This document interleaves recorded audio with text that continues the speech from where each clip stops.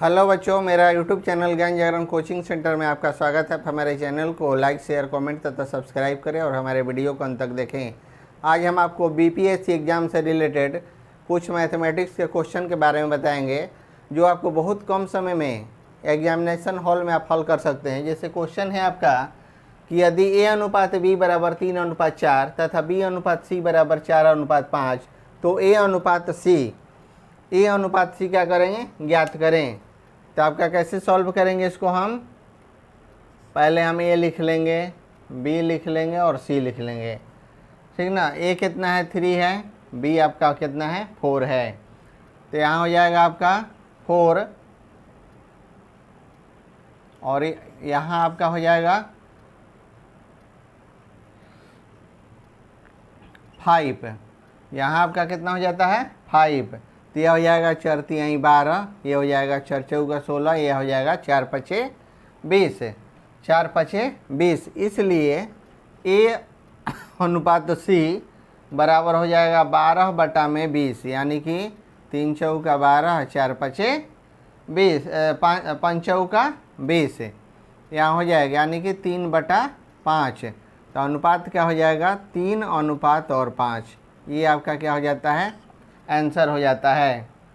अगला क्वेश्चन है आपका, अगला क्वेश्चन क्वेश्चन 2 है आपका अगला में कि एक नाव धारा की दिशा में, एक नाव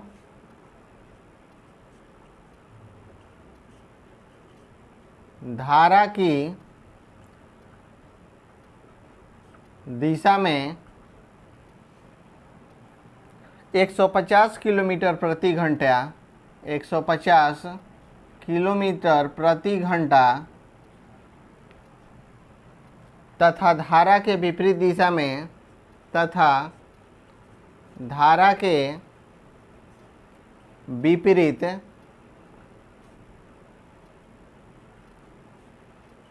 दिशा में 100 किलोमीटर प्रति घंटा 100 किलोमीटर प्रति घंटे की चाल से चलती है, कि चाल से चलती है। नाव की औसत चाल क्या है, नाव की औसत चाल क्या है।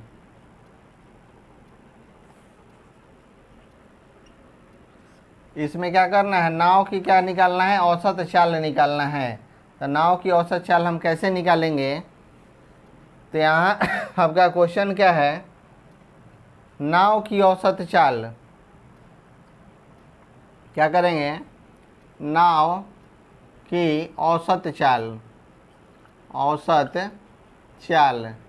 तो नाव की औसत चाल के लिए क्या करेंगे, इसका फार्मूला होता है 2ab बटा में a प्लस बी, 2ab बटा में a प्लस बी। तो आपका कितना है, यह 2 गुना 150 गुना 100, अब बटा में क्या हो जाता है 150 प्लस 100। 150 के जगह पे a है और 100 के जगह पे क्या है, b है आपका। तो यहाँ हो जाएगा 2 गुना 150 गुना 100, अब बटा में क्या हो जाएगा 250, बटा में आपका हो जाता है 250। तो यहाँ हो जाएगा 1.5 दूनी 300, यानी कि 3000, 30,000, बटा में हो जाएगा 250। 1 जीरो से 1 जीरो कट गया और 3000 को हम कटाएं तो क्या 120 बार में, यानी कि 120 किलोमीटर प्रति घंटा। यही आपका क्या हो जाता है, नाव की औसत चाल हो जाता है, और यही क्या हो जाता है, आपका आंसर हो जाता है। अगला क्वेश्चन है आपका, अगला क्वेश्चन आपका 3, क्वेश्चन 3 है 3 मेज और 9 कुर्सियों का मूल्य 3 मेज और 9 कुर्सियों का मूल्य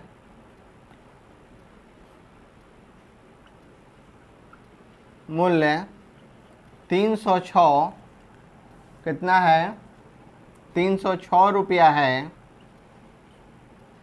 306 रुपया है। जबकि 2 मेज़ों और 8 कुर्सियों का मूल्य, जबकि 2 मेज़ों और 8 कुर्सियों का मूल्य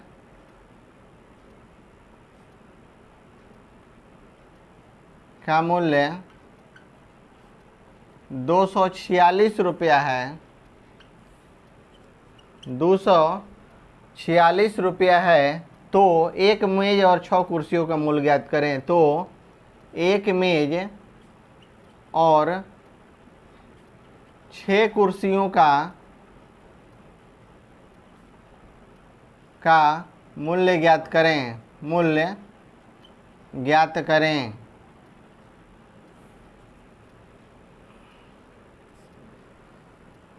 अब आपका इसको कम समय में हल के, मान लिया कि कुर्सी का मूल्य x है, मान लिया कि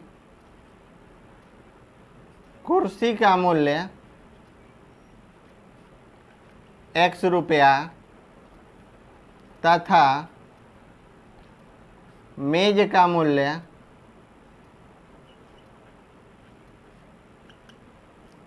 y रुपया है। मेज का मूल्य कितना है, y रुपया है। अब क्या करेंगे प्रश्न से, देखें प्रश्न क्या कह रहा है। कह रहा है कि 3 मेज और 9 कुर्सियों का मूल्य 306 है। तो 3x प्लस 9y बराबर क्या हो जाता है, 306, समीकरण 1 है। और दूसरे का क्या है, 8 कुर्सी 8 मेज, 2 मेज और 8 कुर्सियाँ, 2 मेज और 8 कुर्सियाँ। यहाँ हो जाएगा आपका 2 मेज और 8 कुर्सियाँ हैं। तो 2 मेज आपका इतना है और 8 कुर्सियाँ उतना है। तो यहाँ हो जाएगा 8x प्लस 2y, 8x और प्लस 2y बराबर 246। समीकरण क्या हो जाता है, समीकरण 2 हो जाता है। अब क्या होता है, समीकरण 1 तथा 2 को जोड़ने पर, समीकरण 1 में से समीकरण 2 को घटाने पर, जोड़ने पर नहीं, समीकरण 1 में से समीकरण 2 को हो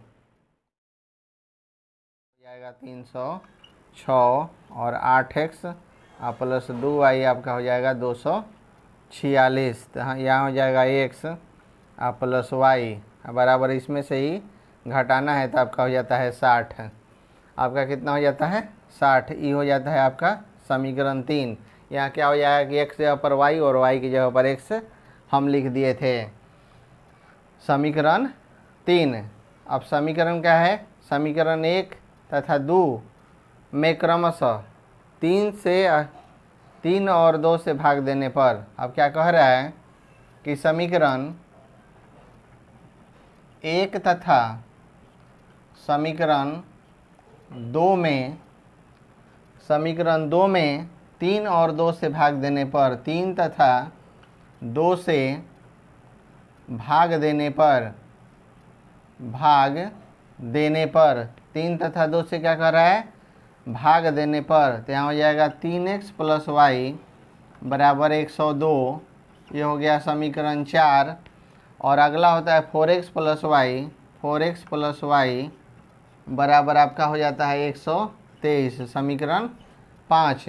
ये आपका 5। अब क्या करेगा, समीकरण 5 में से समीकरण 4 को घटाने पर, समीकरण 5 में से समीकरण 4 को घटाने पर,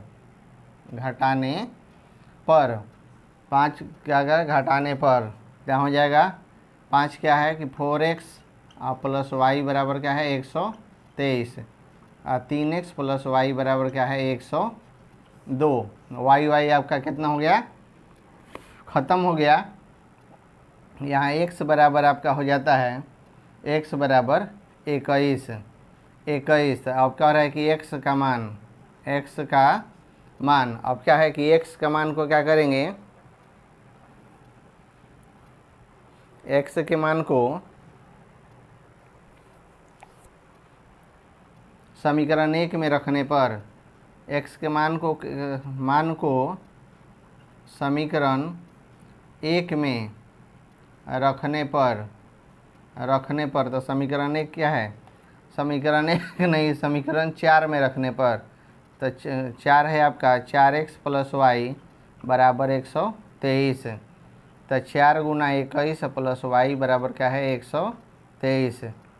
तो 21 × 84 प्लस y बराबर हो गया 123। तो y बराबर हो जाता है 123 - 84 यानी कि कितना 39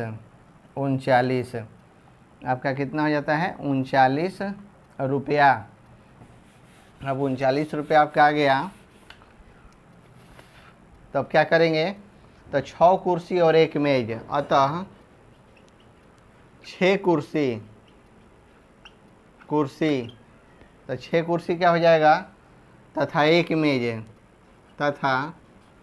मेज का मूल्य तो हो जाएगा आपका 6x + y। तो 6 × x का मान कितना है 21 + 39, 126 प्लस क्या हो जाता है 39।